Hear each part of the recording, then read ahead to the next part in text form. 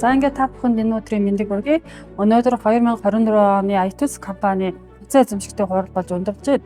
2024 оныг дүгнж үзэхэд iTunes компани маань бол нэгдүгээр дэд бүтцээр хөрөнгө оруулалт хийсэн. Хоёрдугаар ISO сертификатуудыг авсан. Энэ нь юу гэсэн үг вэ гэхээр мэдээллийн аюулгүй байдал болон чанарын удирдлага дээр бол дотоод нөөцөө бол сайжруулсан.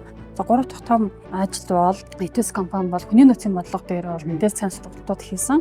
Ингэснийхээ үр дүнд бол 2024 онд iTunes компани бизнесний орлогод ерөнхийдөө төлөвлөсөндөө нэлээд төхөж ажилласан.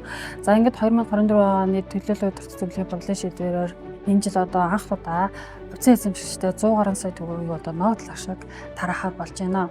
Ингээд iTunes компани нь ер нь Монголын зах зээл дээр жижиг дунд үйлдвэрлэгчдэд зориулсан дата нөөцлөх, клауд үйлчилгээ болон домен бүтээгдэхүүн үйлчилгээнүүдийг хүргэж байна.